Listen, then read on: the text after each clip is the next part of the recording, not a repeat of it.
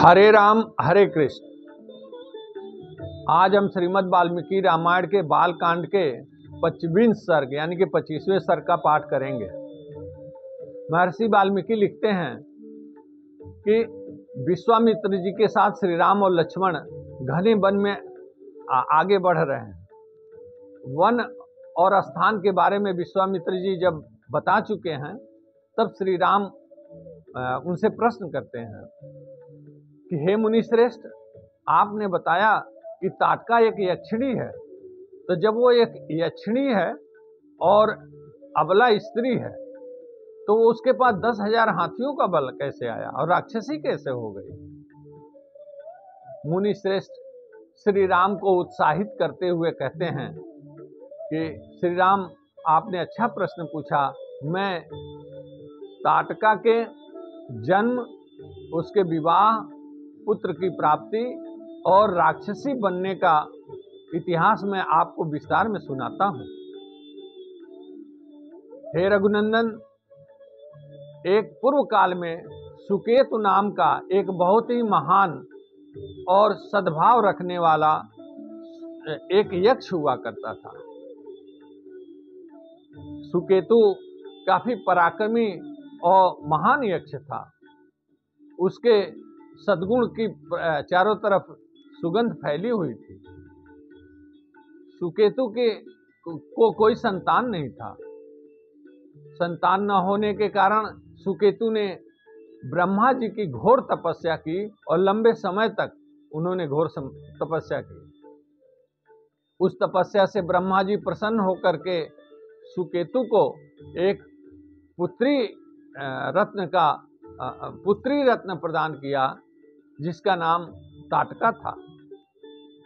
ताटका जन्म होने के पश्चात वह धीरे धीरे एक सुंदर बालिका के रूप में धीरे धीरे बड़ी होने लगी। तत्पश्चात विवाह के योग्य होने के पश्चात सुकेतु ने उसका विवाह जंभपुत्र सुंद के साथ कर दिया। सुंद और ताटका का एक बहुत ही पराक्रमी बालक पैदा हुआ जिसका नाम मारीच था। आगे चलकर कालांतर में सुंद महात्मा अगस्त्य ऋषि से वह बैर भाव रखता था। अगस्त्य ऋषि का बैरी होने के कारण अगस्त्य ऋषि ने सुंद को शाप देकर के मार डाला। सुंद की मृत्यु के पश्चात यक्षिणी ताटका अपने पुत्र मारीच को साथ में लेकर के और अगस्त्य ऋषि को मारने की इच्छा से वह उनके ऊपर आक्रमण कर दी। जब ताटका अगस्त्य ऋषि को मारने के लिए खाने के लिए दौड़ पड़ी, उनको खाने के लिए उनके तरफ जब दौड़ी तो अगस्त्य ऋषि ने उसको शाप दिया, ताटका को शाप दिया कि हे ताटका, जा तू यक्षिणी से राक्षसी हो जा। और उसके पुत्र मारीच को भी शाप दिया कि तू भी देव योनि से, यक्ष योनि से अब तू राक्षस योनि में तेरा शरीर परिवर्तित हो जाए। तभी से ताटका राक्षसी हो गई और उसका पुत्र मारीच बहुत बड़ा राक्षस, पराक्रमी राक्षस हो गया। ये दोनों ने पृथ्वी पे काफी तहलका मचा रखा है, ताटका और उसके पुत्र सुबाहु ने। हे श्री राम, ये उसी 10,000 बल यक्षिणी के रूप में प्राप्त 10,000 हाथियों का जो बल इसके पास है उसका उपयोग राक्षसी के रूप में करती है और पृथ्वी का तहस नहस करती है।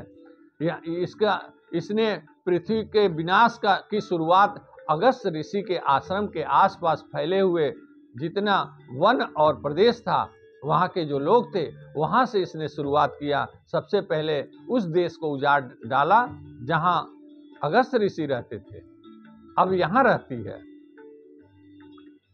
श्री राम, हे ककुत्स्थ नंदन श्री राम, आपको यह विचार नहीं करना चाहिए कि यह एक स्त्री है, क्योंकि प्रजापालक नरेश को सदैव इस बात का ध्यान रखना चाहिए कि हमारी प्रजा को नुकसान कौन कर रहा है, हमारे प्रजा को दुखी कौन कर रहा है, प्रताड़ित कौन कर रहा है। अगर एक स्त्री भी प्रताड़ित कर रही है तो वह स्त्री नहीं है, वह प्रजापालक नरेश की शत्रु है, इसलिए उसे मार डालना चाहिए।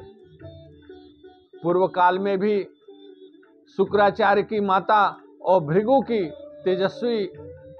तेजस्विनी पत्नी को भगवान विष्णु ने इसलिए मार डाला था कि वह पृथ्वी को, त्रिभुवन को इंद्र से रहित करना चाहती थी। ठीक इसी प्रकार से विरोचन की पुत्री जिसका नाम मंथरा था, वह भी पूरे तीनों लोकों से इंद्र को खत्म करना चाहती थी, इसलिए इंद्र ने स्वयं मंथरा को मार डाला था। अतः हे श्री राम, आपको यह विचार मन में नहीं लाना चाहिए कि ताटका एक स्त्री है। मैं कहता हूं कि इस ताटका का वध कर डालो। हे श्री राम, ताटका को मार डालो। इस 25वें सर्ग में बस इतना ही। अगली कड़ी में हम 26वें सर्ग का वर्णन करेंगे। हरे राम हरे कृष्ण।